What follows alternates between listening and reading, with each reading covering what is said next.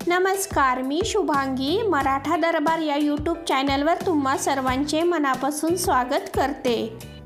बदाम खाणे खूप पौष्टिक आहे हे आपणा सगळ्यांनाच माहिती आहे।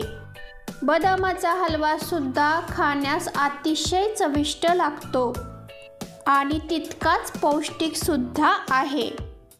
चला तर मग आज आपण बघूयात शक्तिवर्धक आणि आरोग्याला पूरक बदामाचा शिरा। व्हिडिओला सुरुवात करण्याअगोदर तुम्ही माझ्या चॅनलचे नवीन व्ह्यूअर असाल आणि अजूनपर्यंत तुम्ही माझ्या चॅनलला सबस्क्राइब केले नसेल तर प्लीज चॅनलला सबस्क्राइब करून बाजूचे जे बेल आयकॉन आहे तेही क्लिक करा। बदामाचा शिरा बनवण्यासाठी या ठिकाणी मी 25 बदाम रात्रभर पाण्यात भिजत ठेवले आहेत। दुसऱ्या दिवशी सकाळी या ठिकाणी हे बदाम घेतले आहेत। आता या बदामांची साले काढून घ्यायची। रात्रभर पाण्यात भिजवल्यामुळे याची साले सहज निघतात।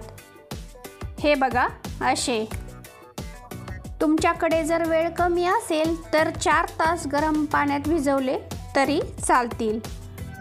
हे बघा, तुम्ही बघू शकता या ठिकाणी मी सर्व बदाम सोलून घेतलेले आहेत। त्यानंतर या ठिकाणी मी एक दगडी खलबत्ता घेतलेला आहे।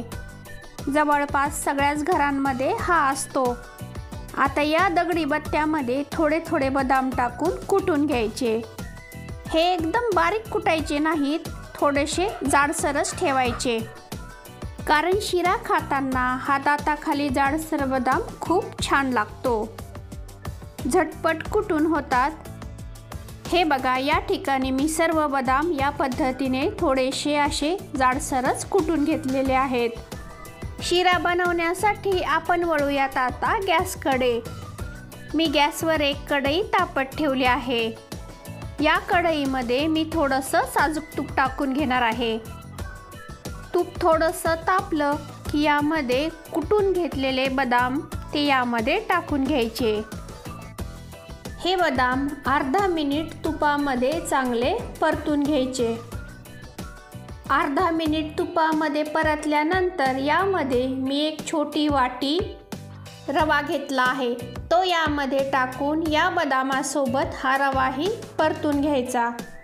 हा रवा आणि बदाम 2 ते 3 मिनिटं हलकासा ब्राऊन कलर होईपर्यंत चांगला परतून घ्यायचा। हे बघा, हा रवा हलक्या ब्राऊन रंगावर परतून झालाय। आता यामध्ये दूध टाकून घ्यायचं। ज्या वाटीने रवा मोजून घेतला होता सेम त्याच वाटीने 3 वाट्या यामध्ये दूध टाकून घ्यायचं। 3 वाट्या दूध टाकून झाल्यानंतर हे दूध यामध्ये पूर्ण आटू द्यायचं। थंडीच्या दिवसामध्ये हा शिरा नाश्त्यामध्ये आवर्जून खायला पाहिजे। या रव्यामधील दूध पूर्णपणे आटलेलं आहे। आता यामध्ये साखर टाकून घ्यायची। ज्या वाटीने रवा मोजून घेतला होता सेम त्याच वाटीने अर्धी वाटी साखर यामध्ये टाकून घ्यायची। साखरेचं प्रमाण तुम्ही तुमच्या आवडीने कमी जास्त करू शकता, पण या शिऱ्यासाठी कमीच साखर लागते। 1 वाटी रव्यासाठी अर्धी वाटी साखर बरोबर होतीये। बदामाचा शिरा आपला तयार झालाय। आता हा आपण एका प्लेटमध्ये काढून घेऊयात। मस्त असा मऊ लुसलुशीत हा शिरा तयार होतो। हा बदामाचा शिरा खाण्यास अतिशय चविष्ट लागतो। तर मग हा बहुगुणी बदामाचा शिरा एकदा नक्की ट्राय करून बघा। नेहमीप्रमाणे तुम्हाला माझा व्हिडिओ आवडल्यास व्हिडिओला लाईक करून व्हिडिओ तुमच्या मित्रमैत्रिणींमध्ये नातेवाईकांमध्ये शेअर करायला मात्र विसरू नका।